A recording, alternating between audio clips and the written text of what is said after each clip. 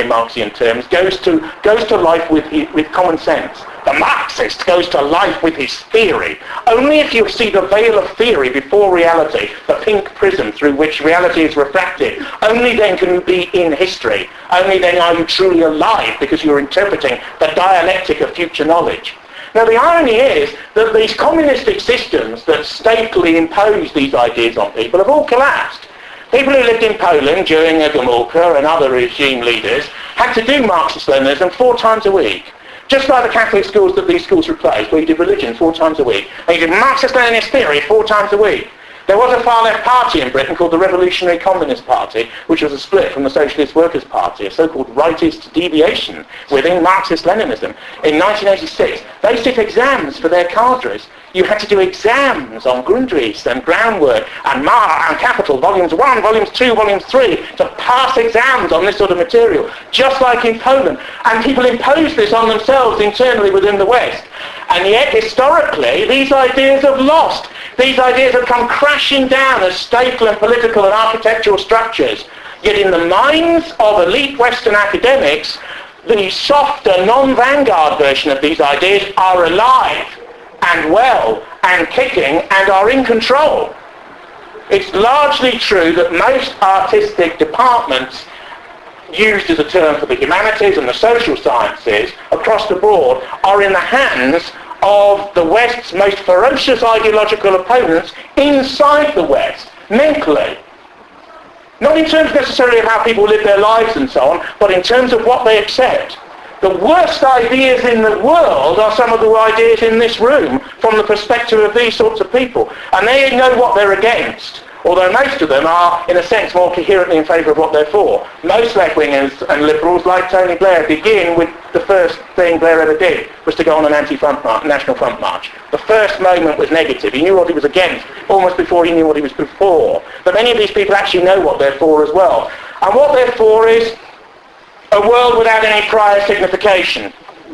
Now, deconstruction is the idea that you have a text before you, and this text has a system of rhetoric which is related to the personality of an individual author. But the author doesn't exist, it's just a text, it's just a signification.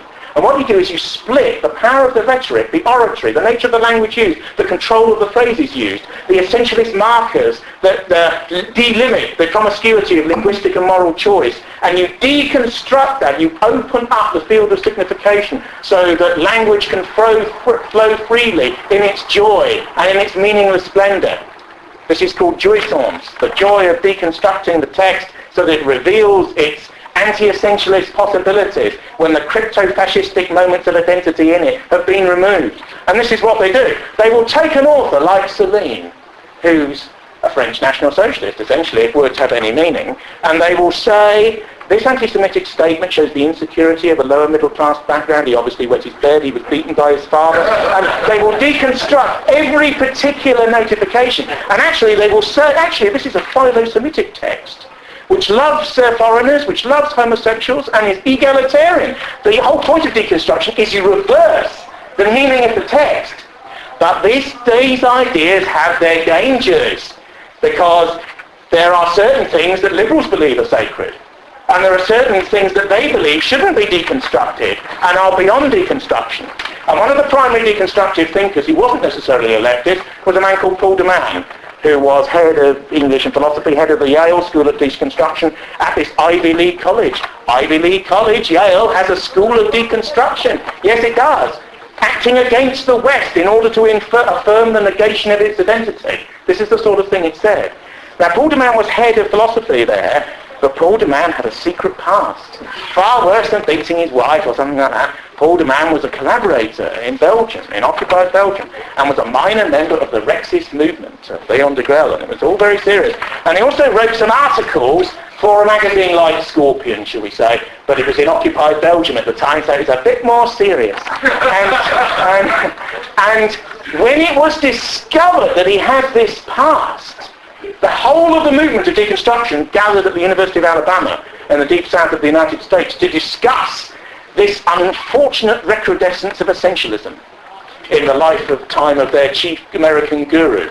Derrida came up with a remarkable wheeze. He said that because there were articles on one side of the page of these collaborationist journals that were more extreme than what De Man had written, De Man was actually protesting against the extremism of the rival and mirror-reflected text with his own understated fascism, therefore revealing that he was in internal and critical protest at the nature of this foul language, and this foul language in another way. Interestingly, deconstruction and post-structuralism have never survived this particular revelation. And it's not fallen off the cliff, but it's much less fashionable now than it was. It's also begun to be attacked by certain hard leftists who are more materialistic, more pro-science and so on, and who don't agree with this type of what they consider to be empty and rather vacuous theorising. So there's been a certain revisionism. Not all of these ideas have it their own way. There are often outriders who are dissentient. There are often critics within the system as well as without who are progressive. You can only criticise progress if you are yourself a progressive. You know, this is part of the deal.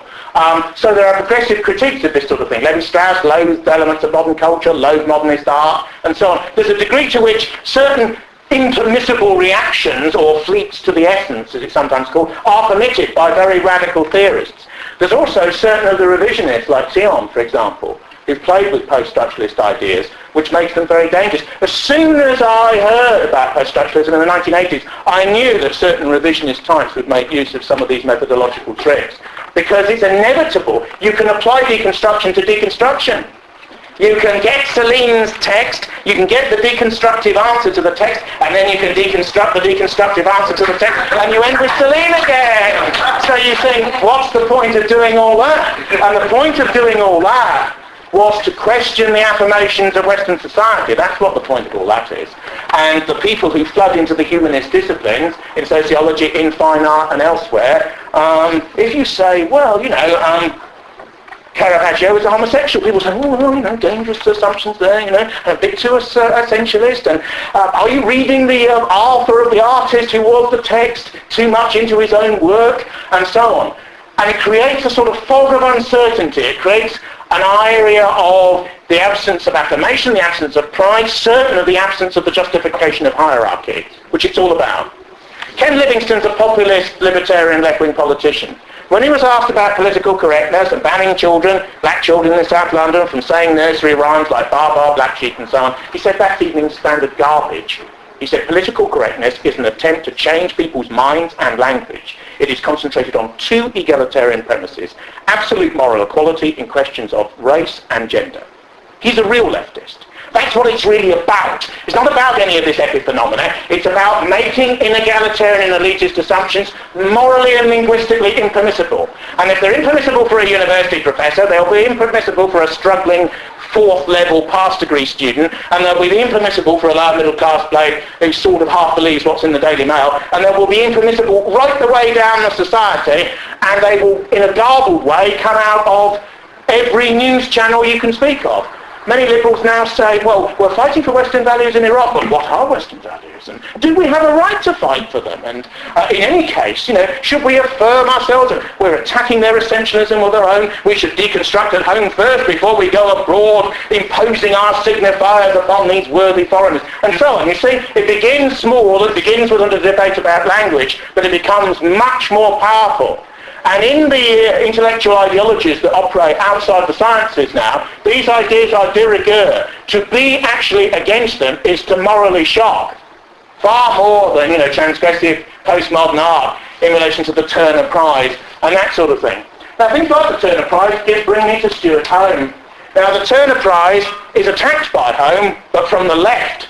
You can only criticise left from left. He's to the left of the Turner Prize. The sort of art that's exhibited in the Turner Prize, which is a sort of stitch up by various dealers, particularly in the 1990s in relation to a particular school or postmodern artist who came out of Goldsmiths College of Art in the late 80s, early 90s, and Hearst and Emin and Turk were the most prominent of the three. They were bigged up with a lot of big money, and people wanted to make male money as a result of it.